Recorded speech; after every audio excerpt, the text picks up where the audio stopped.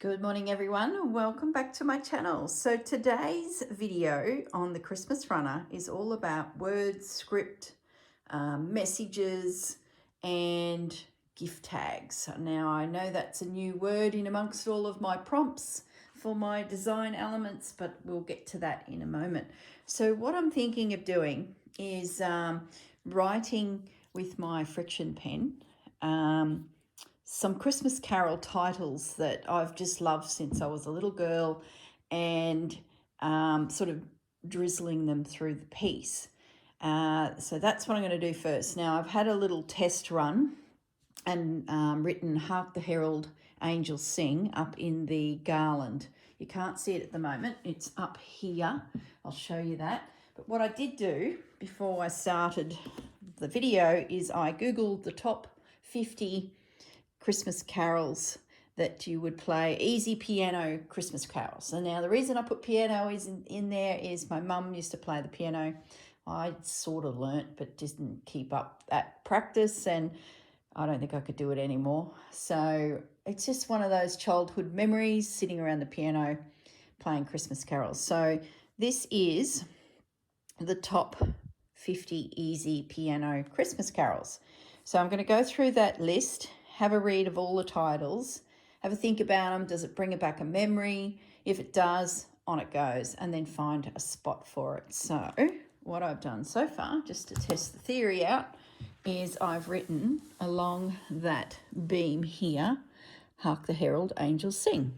So that's the plan. Follow the design and just tuck in this script that will sort of, waltz around the piece.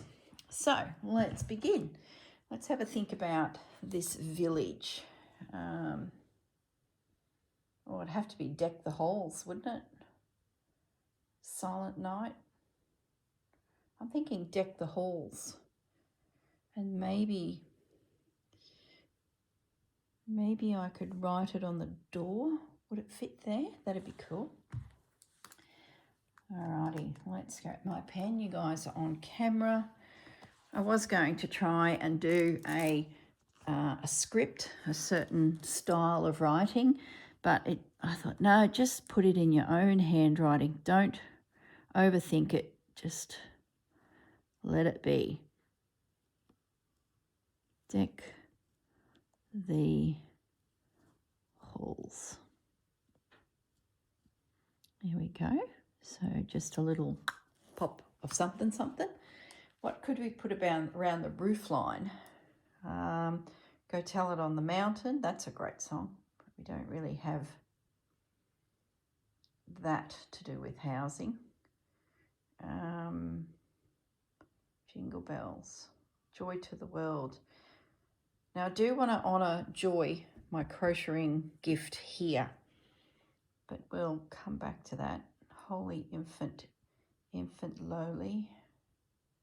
That's a possibility for the housing scenario. I'm just flipping to the second page. Oh, come all ye faithful. Oh, that'd have to be in there. I think that needs to be where? Just looking for space. I'm wondering if I do that over the other side. I'm just looking around. Oh no, I might do it here. I might run it through there. Let's do that. So let's get the exact. O come, comma, ye, all ye faithful. Okay, let's put it following through here. So we'll do O.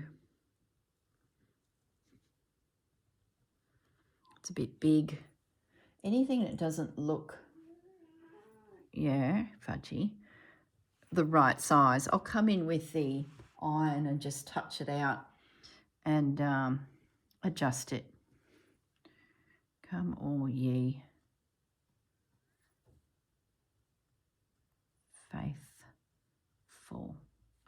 Yeah, we'll follow that foliage with that one. I like that. Little town of Bethlehem. I might write that through here. That's a town, reference to a town. Maybe I can get it going somewhere through this roof line. There's a lot in it. Maybe I come down that side. Okay.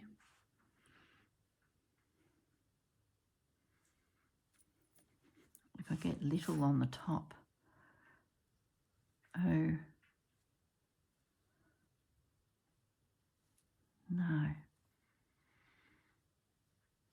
Maybe I'll go the V. So it's sort of imagining the words in your, you know, your layout. So if O little town, and then come up that side with Bethlehem. I might plug the iron in, get it warm, and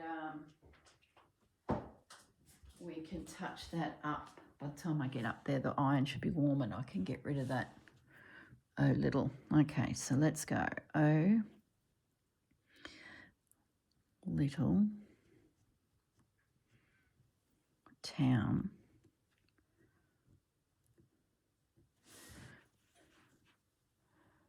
Coming up the side of Bethlehem. Gonna need that iron. And will I fit the rest of it? I think I'm going to shoot up over the roof. No, I don't like that. I might try and get of in there, and then I've got more room for Bethlehem. Okay, that iron should be warm enough now. So let's grab that. It can be tricky working text into your work, sort of getting it in the right spot. I'll keep that plugged in just in case. Now, Bethlehem is quite a big word, so it's about pacing. Can we get of in there? A little town. I might move town a fraction up before I stitch, and then we start Bethlehem. I sort of want to not squish up my letters to the point where you can't, you know, see the structure of the letter itself. That's pretty good. And I just need to adjust town. Right, let's get the... Now, I don't want the words to look really chunky, so I'm going to actually try a single stranded cotton first. If that looks too fine, I'll go to 2. So I sort of want the words seen but not seen. The more you look, the more you see. It sort of has been the thing through the whole piece. Okay, so we've got Deck the Halls, O Little Town of Bethlehem, Hark the Herald Angels Sings. O Come All Ye Faithful. Let's move over towards the Christmas tree and the gifts. Yeah, what about Oh Christmas Tree? I can see some lines around that wreath. We might put Oh Christmas Tree on this little guy. I know that's the obvious choice, the big Christmas tree, but we might actually pop him in here. Oh, Christmas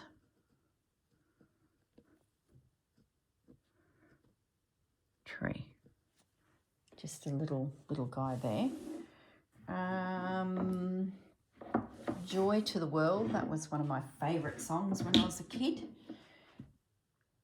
Maybe I might try and put Joy to the World down here.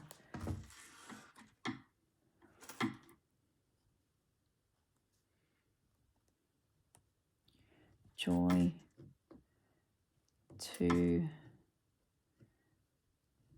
the world.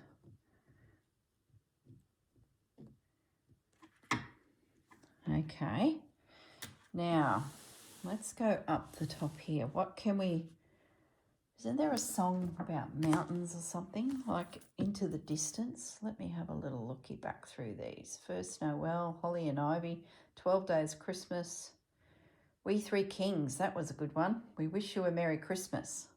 That's a beauty. Where can we put that?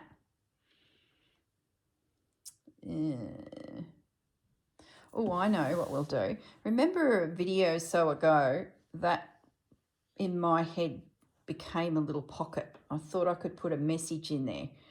That's where we'll put We Wish You a Merry Christmas. I'm thinking, yeah, we'll get back to the tags in a moment, but we might do that there. So what else? We'll go back to that first page. Away in a Manger. Christmas is Coming. I don't even remember that carol. Go Tell It on the Mountain. I knew there were mountains. Can we get that in here because it's a scene of in the distance? Can I get Go Tell It on the Mountain? Let's try, hey? Okay, so a G, Go Tell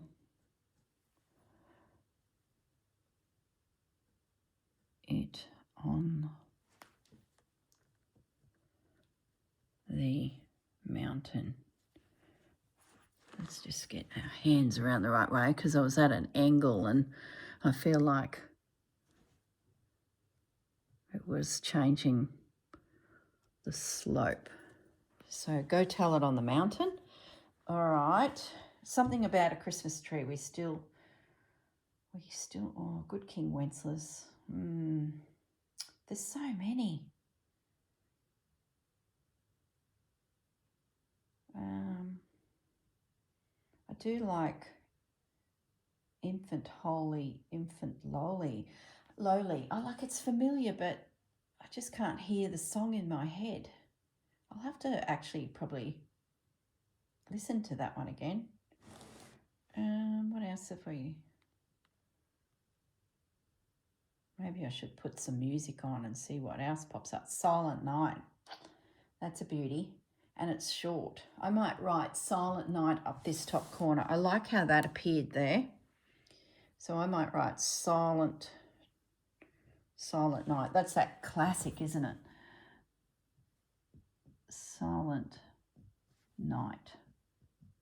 This is potentially a board game. Spot how many, that's crooked. Spot how many carols you can find on the piece. I'm just going to redo that one. Isn't it cool?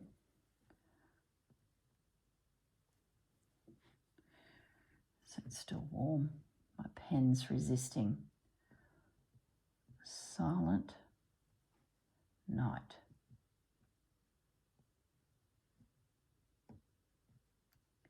Just creating hours of stitching for myself here. Okay, I've got a gap here in the beams of this branch. What could we put up there? Just reading through the We Three Kings. I haven't put that anywhere, have we? No. I like that one too. We Three Kings. All right, We Three Kings is in. What have I missed? I might write up the side here somewhere. What child is this, I think? Yeah, that's a... Do I do down the tree? Do I come down? Yeah. What child is this? Just fits. Just fits. Okay, we might leave it at that, unless I come up with some others. That's 1, 2, 3, 4, 5, 6, 7, 8, 9. That's 10, if I've counted correctly. All right, so now let's do this other idea. I went and grabbed my book of script writing. Now, where is it? I've lost it already. Here it is. And I thought, oh, I'll do some Victorian alphabets, monograms, names, and needleworks. So I was all this enthusiasm. And I was flipping through and I was like, oh, I like that, I like that, I like that. And I come across that and I'm like, cross stitch, keep it simple. No, I can't keep it simple. I like that, and I like that. And I was like feeling exhausted as I flipped through this book at the work. Oh, cross stitch. What about that? And then I kept going. I was like, no, I can't just do something simple. It's got to be a palaver. And I was like, oh, I like that, but it doesn't really suit. Oh, cross stitch. So you can see where this is heading. And then I got to that and it was like, oh my goodness, how big is this going to be? And I got to, where are you? I think the wheat, the ears of wheat in the letters just about did me in. And I got cross stitch. I was like, oh, that's beautiful, but probably a bit full on. So I kept going. Oh, I could do this.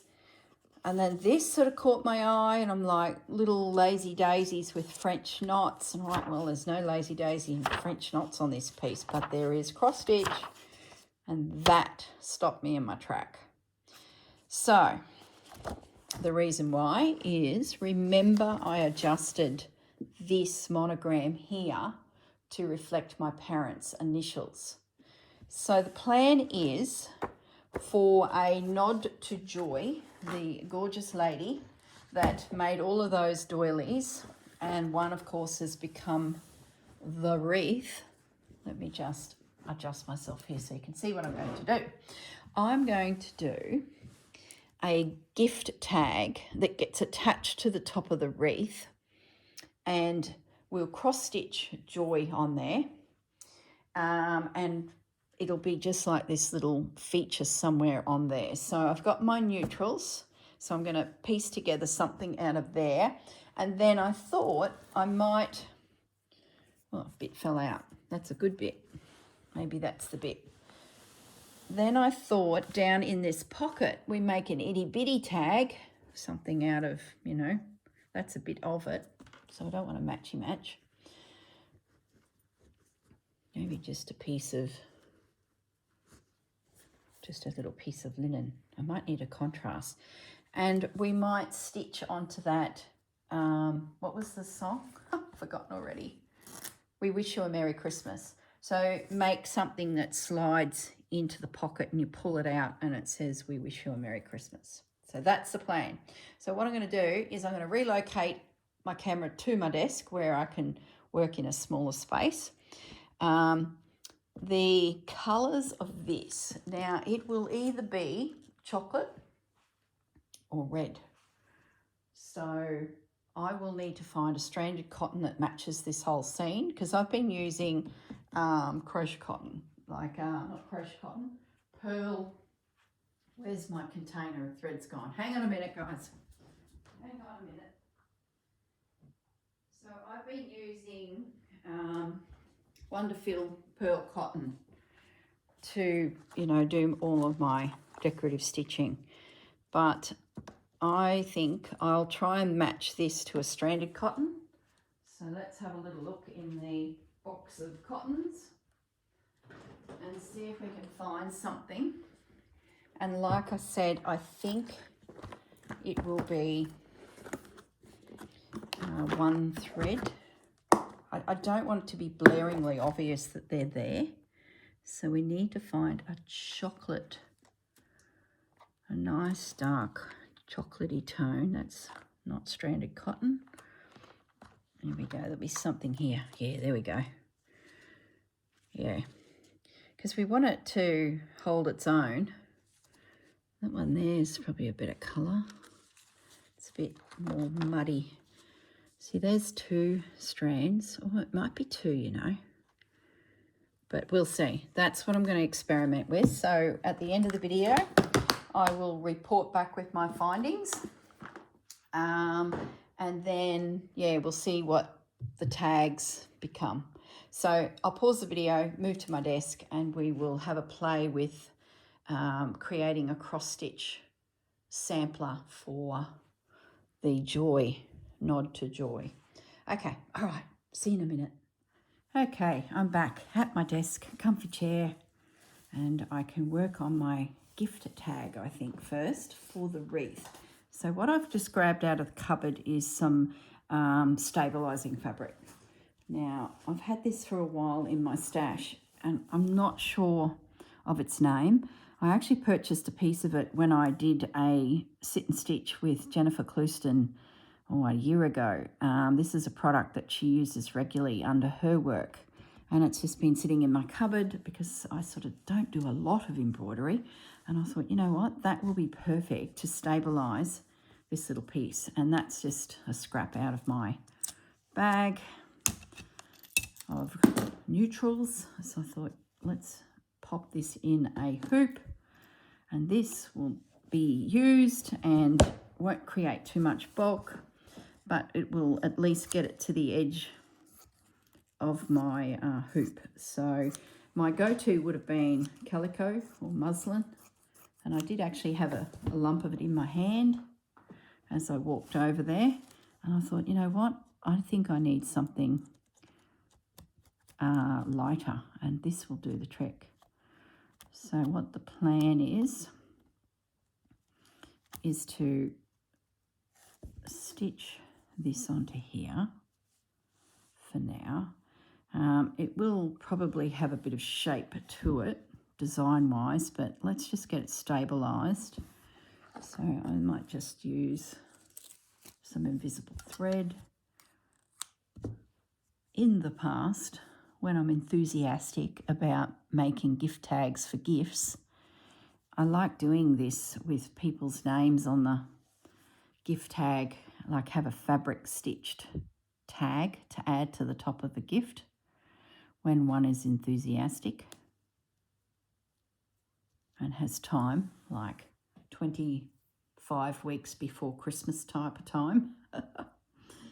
So they're a lot of fun. Whether they're appreciated by non-stitchy people, probably not. Let's just now tack this down with some little stitches.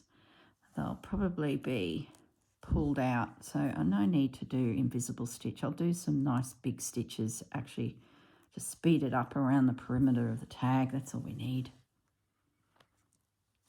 Then I'm going to cross stitch using a very primitive style, as in try and make it look like that original one. My feeling when I first spotted it and said to myself, yeah, cross stitch, it's got to be cross stitch, my instinct was to go and get some Aida cloth, the classic gridded cross stitch fabric. Then you don't have to think too much. Let's put a pin in that. Good morning, Fudgy. You don't have to think too much because it's all gridded out. So if you did want to do that, you know, that's fine. It makes it really simple to do. Yeah, pussy puss. Makes it really simple to do. So let's just get this stitched down. Now I want this to be a simple design. It's sort of just a little accent piece. It's not a major design element, so I don't think it needs to be. What you doing, pussycat? What's the story? He's been outside to have a quick chat to the lizards and the gecko and Willy Wagtail, and you know, everyone just meets on the top of the driveway of a morning to say hello to the fudge. He just sits there and does that funny little meowy, you know, and cats get a little excited about critters. He's too old and slow now to be doing any damage to nature, so don't stress if anyone's thinking, oh, I bet that cat caught a lizard. He wishes. Not anymore. He's having a bit of breakfast. All right. This is such a long needle. Why am I using this? Like, look at it, and it's bent. She's a beauty. So let's just run a couple more tacking stitches down this side. So what I might do is, using my friction pen, maybe just draw the word joy in a single line and then use that single line to get my bearings on where all the little crosses would be. Does that sound like a plan? No. I've always, like I said, used Aida cloth. So let's get this little book in. So it's possible I could collage some neutral fabrics on too, but let's just see. So there's a J. Yeah, if I just pick a line, but let's just have a think about this tag shape too. Let's say we cut this fabric with a bit of a tag look. So like that. And we make a hole here. I might do a buttonhole stitch around the hole. And then there's our sides. And it could end really anywhere. Could even be smaller. Let's just get this word written and see. So if we do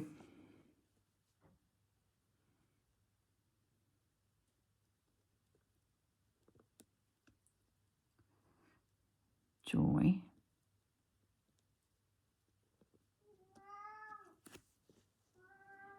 Yeah, pussycat. Do we do capital letters? No, that's like rude, isn't it? Grammatically speaking, that would be rude to do big bold letters for someone's name. I don't know. Does that apply? How do they do the Y? See, it looks so cool in capital letters. But no, that's not what we're going to do.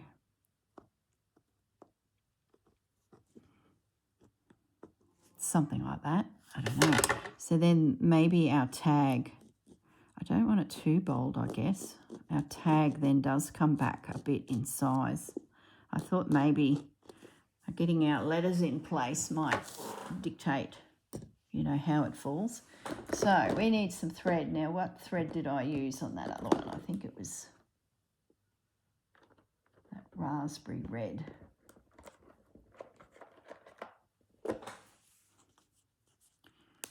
Classic 498 DMC. It's my go-to. All right, 2 or 3. We'll try 3. The background fabric is quite textured, and it's possible if I don't use 3, I'm going to change my needle because that's like a javelin. It's possible that if I don't use 3, it might sort of sink into the fabric. So I really want to get this J right. Where is she? So let's do the 2 little crosses in the centre first. And we'll use that line as my centre point. I don't want them too big, so just take your time, girl. Whoop. Not enough knot. Now I've got a boulder as a knot. Just a little one, but big enough. Okay. So if I look at this fabric, I can actually see the threads. So I could be precise enough with my X's, but we'll see how we go. Here we go. One little X. Can you see it? How cute. So there's 2 on top of each other. Good old cross stitch, and you count your stitches, you count your spots of where you place them. Now, because this is not a perfect grid system, they're going to be a little wonky, which is okay. I have a feeling this is going to be very small. We can always upgrade it in size. Yeah, I think it's too small. Nope, abort. I need to make my crosses a little bit grander, otherwise we will never ever read the word. So we'll still stay with the 3 threads because they're holding well on this fabric. They're not sinking. But we need to be bigger, think bigger. Okay. I think this style of red cross stitch sampler sort of look is beautiful for Christmas. Oh, seriously, is this exhausting? It is. I bet it is to watch too. Oh dear. Well, we're learning something as we fumble away. Let's go a little bit bigger. I found that that little cross just sort of merged into the next little cross, like it was just a bit too fine. And because I'm using 3 threads, that's better. I can see that that's a cross. All right, so there was another one below it. Let's get you into position. You know, and if you do decide to follow a word in particular with a pattern, you might have some cross-stitch Christmas word patterns in your stash. Don't be afraid to play and adjust either. So there's my 2. Now they want us to do 2 either side with a gap in the middle. Oh, we're getting fancy now. So let's anchor on that stitch corner, and we're going out here to leave the gap. I was saying to my friend last night, she was admiring the sampler I found in America. And I said to her, I just wish I had enough time to do samplers. When I was doing cross stitch, it was always glorious big images of, you know, women or brides or, you know, big images. I wish if I could wind back time or had time now, I would have done samplers. I think at the time when I looked at them, they just didn't resonate with me. But now I seem to feel like a little bit more connected to that style. And I would love a wall of frame samplers. And she was like, but you could do it. I'm like, yeah, I know, but there is so much time goes into them. And I was always on Aida cloth. They need to be, I think, to look stunning on linens and, you know, hemps and all of those beautiful fabrics that I now have an appreciation of for their beauty. And, yeah, I just sort of wish I could turn back time. So I need another one under that. So I'm yapping away here. Now I haven't got my 2 at the top yet, so I will need to slide back up there and finish the top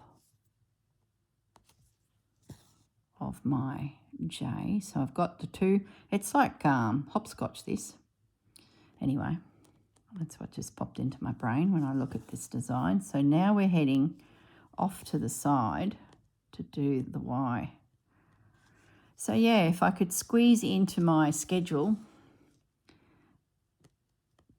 5 or so samplers made in chocolates and red and ecru tones to be framed in flat black frames, all sizes, with imagery of the alphabet with that French undertone scripty look, framed in a wall of beauty, on a wall, to create a wall of beauty. You know, we'll just knock a few of them up over the next couple months. I often tune into those floss tube channels where the girls show their progress on all of their cross stitches, and you know, they'll have 10, 15 projects on the go, and it sort of makes you feel like that you've got permission to do, you know, something like that and take your time. But no, we're not going to do that. Maybe I take it when I go on a long holiday and when you're just sitting around. There's an idea. You wouldn't have to pack much. No. Yeah, maybe. I don't know. So now I've slid my needle back up to the top, and I'm popping in the top 2 little crosses. And there we have our little joy. Isn't that sweet? Oh, oh, oh, oh.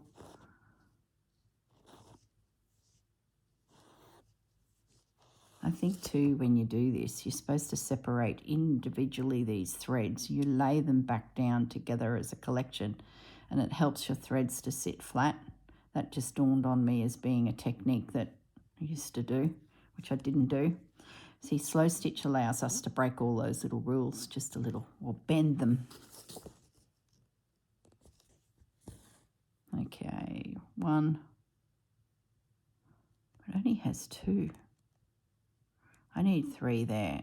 That, oh look, just do what the pattern does, then make a decision on whether you're going to change it. I just think that J is not predominant enough. Maybe it will look okay. There we go. Do we need... It is rather sweet. Look at the shadow. It's a really gloomy day today, so the lights are overperforming. What do you think? Leave it. It's the design of the pattern, Corrine. You really liked it when you saw it, and it shadows the fact that that is down below. I could do with loosening the tension on that little guy just to make him stand out. All right, carry on. So the little tag that will go in the or the little message that'll go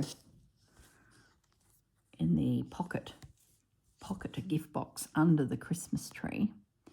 Let's have a look at this. Oh, so they've done 3 in a row, and then out they go, and then back 3, and then, you know, we can do that. Do I line it up with the J? I'm going to pick a new line because that is a capital letter. Yeah, the little message, it'll be a similar sort of thing. I'll get myself a little scrap, and probably in the chocolate writing, because it's sort of connected to all those carols, stitch it the same style, which will just be a little back stitch. I don't think I'll couch it. It'll just be a little back stitch. Keep it simple. It's becoming quite a piece to wrangle on the couch, so I don't want to be getting too tizzy with it because it's quite awkward. So we'll just keep it simple. I think that needs to be just 2 crosses, you know. I think it's getting too big. If I did 3, it probably would be looking like a capital letter that wasn't adjusted to become a lowercase letter, I'm thinking. So we're off the pattern now. We're just going to find our own way. Maybe once I get all these lowercase letters in position, that's a bit wonkus. I'll do another. It might tell me that I need to make that Y. That's a big stitch. So is that stitch there. All right, back it up, girl. It's going to bug me. That needs to be a little bit smaller. Maybe once the other letters are done, that'll tell me that I need to make the top of, no, Y, goodness me, the J heavier.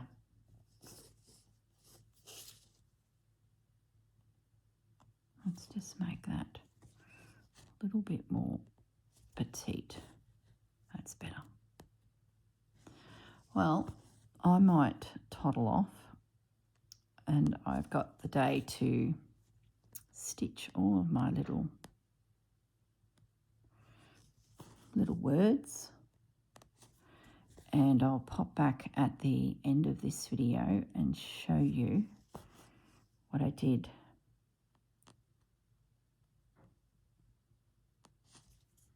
I might even add a little bit of lace to this. See, that doesn't look right. See, it's getting too big. By the time I come back in, just do another stitch and see what you think before you go and unpick it.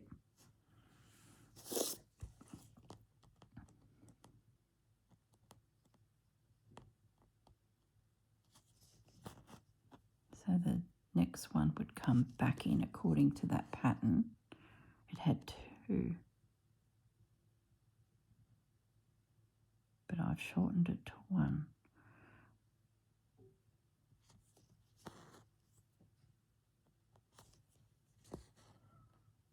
No, I like it. So now we come back across the bottom by 2. No, that's okay. But I do think I need to widen up the top there. Even if I leave that gap, but put 2 across at either end, I feel like it'll balance the little stitch. Yeah. I think I've got enough thread for 1 more cross. And then we might pause the video. I'll fiddle around here a little more and I'll pop back and either show you it all finished or pop back because there's been a crucial change to some sort of idea that I've had. We'll see how we go. There we go. Beaut. Yeah, that's going to be good. And I do think I will increase, even if I just do 1 over here. We'll see. All right, guys, pausing the video, and that's it so far. Rather cute. We will be back with updates. We'll see how we go. All right, guys, see you soon. Okay, I'm back, and I finished my joy. I did end up putting an extra stitch at the top of that J just to give it a little bit more strength because it's, you know, the capital letter. Now, what I'm thinking of doing next is cutting it out of my fabric. Now, this textile is very loose woven, so I'm going to use my art glitter glue to capture the sides of it before it starts disintegrating on me. And I'm going to do a hole there where the tying point can be. I might actually cut back this a little because I don't think we need it. Just trim it back a little. And the hole where I'll be using to attach it to the wreath, I'm going to reinforce it with a little bit of this Tilda fabric. And I had that sitting in the scraps, so that's the fabric I'm using for the leaves. So it should all sort of just tie it in. I did look at that fabric, but it seemed to clash a bit, didn't quite work with the red. So I end up grabbing that. I think that's a better contrast. So let's first reinforce. Here comes the fudge. Reinforce the edges a little. So it only takes like just the slightest touch and this just unravels. I'll probably end up trimming it a little bit more to get more defined shape, but that's a good start. I'd hate to be fiddling around with it and it literally disintegrates in my eyes. Squeaky door. I've got a mate over and she's just trying to sneak out of the room, but squeaky door let it go, didn't it? Okay. Yes, Fudge. She made a noise, didn't she, mate? Yeah. Okay. All right. So now I might shape it. I don't want to use those scissors because that glue will be in amongst my fabric scissors blade because I'm impatient. I'm not letting it dry. Now we want it to be even, don't we? We don't want it to be wonky. So let's do a cut like that.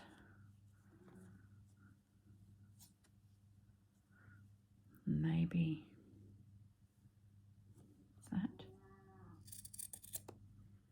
I think I need more of a V. Oh, if this gets out of hand and cut too much, I'll have to do the stitching again. No, that's all right. That looks in proportion. Good. So let's just reinforce that new raw edge.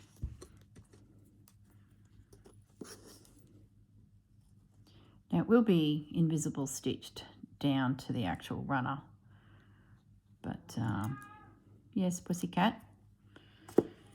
My mate closed the door that Fudge uses to get a straight shoot to the garage, so he's having a bit of a grizzle that his door's now closed.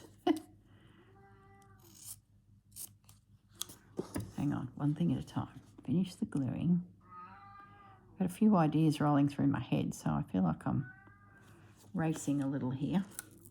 But it's all good, we have time. So I trimmed that down because I just felt like it was a bit big. But that's all right, let's wrap it over. That glue I just put on is going to catch it on the back, so that's a bonus.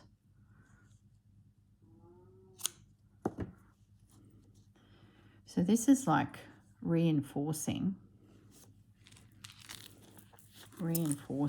the structure where you put your tie through. You know, they often put a circular piece of paper there so that it doesn't rip when you're attaching your tags to things. I'm sure you know what I mean. Might bring it out a fraction, that'd give it a detail. No, make it flush. Okay, so there's the little reinforcement point. We've got our glue drying. Okay, nice and simple. I don't think I'll do a border. I think what I'll do is do a blanket stitch around in chocolate. I did thread my needle because I did have that thought prior to turning the camera on.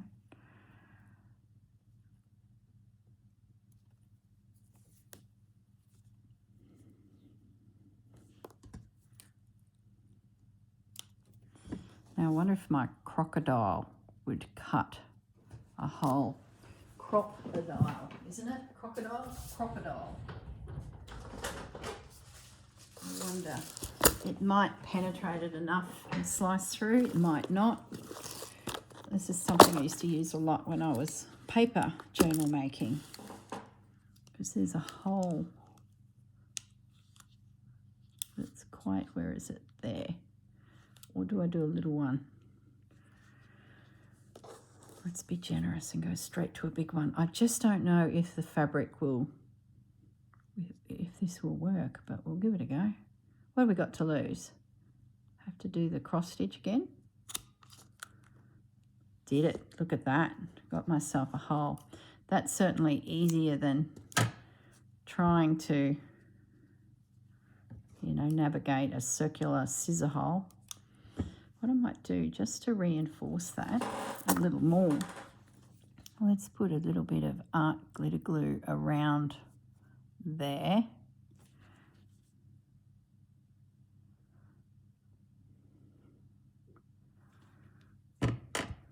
And that'll take the pressure off of my stitching.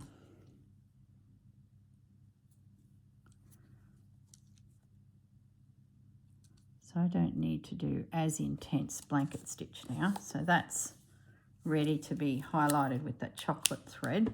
Got a hang of a mess. How does it quickly get into a mess? I just do not know. So pop you away. It's nice to know I'm using the tool that sits in the cupboard for 2 years and barely gets a look in. It's just turned up in the textile world. Back into the cupboard. Oh my goodness. Okay, so now that I've put that glue in there, I could even just do a little running stitch around there. Let's have a play. What about a running stitch? What do we do? No, I'll do the little blanket stitch. I know it takes time to do such things, but I think it'll look cute. And because that art glitter glue's there reinforcing that whole edge, it probably doesn't need to be as intensely stitched now, which is good. So what I might do is just leave a gap between my stitches. I'm not sure if you can see, but I think you get the general gist. Bring it up to the camera. So I'm now just doing a little stitch. Okay, so there's my little tag. So this will just get fastened with probably twine and some invisible stitches up around the top of that wreath. Need to give it a little iron as well because I can see my heat erasable pen still looking at me. Okay. I might pause the video, finish this, attach it to the wreath, stitch one of those Christmas carols, show you guys. I'm still thinking about the note in the pocket. And do I want actually a Christmas carol or do I want to write something? So I'm going to put a hold on that idea for a bit. I just need to percolate a little more on it. I know you guys won't mind. It's a very personal thing, this piece. So I just want to make sure it's the right message. And I'm sort of, I don't know, I'm thinking about paper actually. The only thing is if I ever launder this piece, I would have to remember to take it out. But I'm actually thinking about doing a little paper letter in there. What do you guys think? Maybe write a little letter to my mum and dad. I don't know. So I'm going to just pause on that little idea and just think about it. A carol is a good idea because it's a general message, but here comes my mate and that squeaky door. We need Gaz to put in some WD-40 onto the hinge. All right, I'm going to pause the video now, attach this, and like I said, do a bit of stitching on the big piece and then bring you guys back to show you where we're at. Okay, back in a moment. Okay, I'm back, guys, and I have completed stitching all of the little verses. So we'll do a whip around the piece. We've got down here on the door, deck the halls, O little town of Bethlehem. Up in the tree along that branch, hark the herald angels sing. O come all ye faithful, wrapping through the rose bushes. What have we got next? Squish it up, bring it along. Go tell it on the mountain. Used to love belting that song out when I was a kid. We Three Kings up the top here. Whenever there was a nativity play at church and we're all the little kiddies all got a part, that was a guaranteed carol that was sung for the three wise men. Silent Night. And then as we come to the Christmas tree, what child is this? And Oh Christmas Tree. And right down the bottom, Joy to the World. Remember I was tossing around, what do I do for the little pocket that's there? And that's of course my mum and dad's initials. Well, this is a piece of lace from mum's wedding dress, and I use it all the time because I've got like a tiny little piece of it and they're so itty bitty, they're just, you know, the perfect piece. So I've stitched it there. It's just, you know, a little piece of her wedding dress. And let's go up to Joy. There's Joy's name tag in all its glory to represent that gifted piece.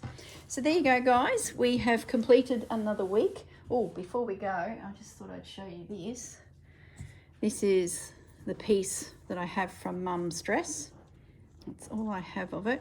We found it in Grandma's cupboard because she keeps everything when we were clearing out her house, and that's the bridesmaid's fabric. And I went and grabbed a picture. It's very faded, but it'll give you an idea of how it went. And if I bring it up close, see the little flowers? That was a straight little dress with an over jacket that draped down as a little train on the floor, and that lace, gosh, I went to do that on the picture, you know, to zoom in. It doesn't quite work on photos. So you can see her sleeve. She had the little soft lace around her neckline. She's not a tizzy girl with lace. She would never have had a lacy dress or played with lace as much as I do. So the fact that it was just small and subtle and delicate sort of makes sense, actually. And look how trendy those bridesmaids were. Just amazing. Hello, girls. All right, I shall leave you all alone. We've completed another prompt. So we have 2 to go, I believe, if I've got that right. All right, we'll catch you next week. See you later, guys. Bye.